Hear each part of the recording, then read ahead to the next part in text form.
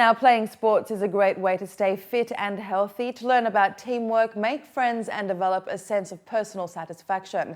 However, according to industry experts in Dubai, injuries from training are on the rise due to several factors, including not having the correct guidance from a properly qualified personal trainer or coach, as Yara Obeidat finds out. It goes without saying that a healthy lifestyle goes hand in hand with exercising and keeping fit. However, improper training can be detrimental to your health and well-being, and in some cases, the injury can be so severe that the only remedy would be invasive surgical procedures that may or may not be 100% successful. I started a new group training, which was circuit training, and we were doing a lot of repetitious exercises, which were like squats, lunges, burpees, and as a result, we were being instructed to do this every single time that we would train, and we weren't necessarily always watched to ensure that we had correct form. And as most people know, when you become tired is when your form actually just completely goes. So when I went to see my physiotherapist, he said, "Oh, are you one of the CrossFitter group?" Because people who do a lot of squats, a lot of lunges, trying to develop this knee issue that I got, which is called patellofraternal syndrome. And it's basically an irritation behind your kneecaps, which is caused due to doing so much squats and lunges and burpees, especially. I've had instances in the past where people have had operations on their knees, etc., and they've gone to a coach who isn't really qualified and doesn't know how to deal with somebody with a specific injury, and they've made them do very high impact work, which often has made it worse. The most thing that I see, which is very dangerous, in my opinion, is two moves when it comes to lifting weights: the deadlift and the squat.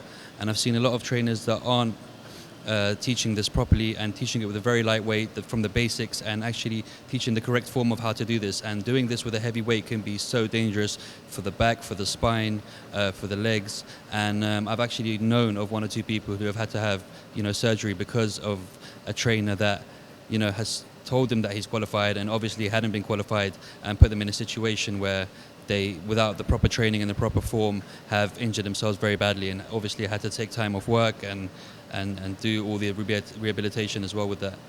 According to Ahmed Jaber, master trainer and founder of Elite Aesthetics, many people get injured while training because they neglect to check the trainer's qualifications and end up training with a coach who either isn't qualified enough or never actually studied fitness training. So what kind of qualifications does a good trainer have? And how can you make sure that your trainer is qualified? You can get a qualification in a month and go straight into the workplace. It doesn't necessarily mean you're a good trainer, or you have, like any industry, it doesn't mean you have any experience whatsoever. And a lot of people go into that and start coaching people and build the experience needed on the way. I mean, that's not necessarily a bad thing, because everybody has to start somewhere. No one is going to automatically become the best trainer. You learn things from experiences, but if you do it the correct way and do it the way that you're taught to do it, in steps, and analyzing people correctly, you shouldn't have any problems with injuries. There are so many different ways you can tell if a trainer is qualified.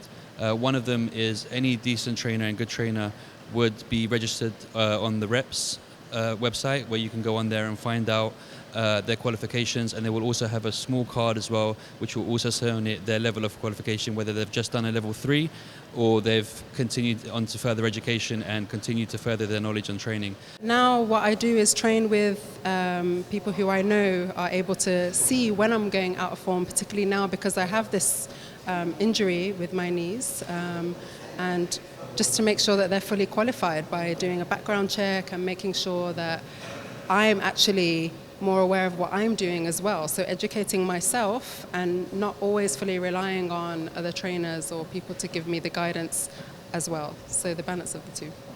In this case, the popular motto, "no pain, no gain," should not be taken so literally.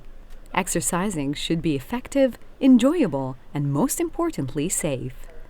This is Yara Obeidat for UAE Weekly.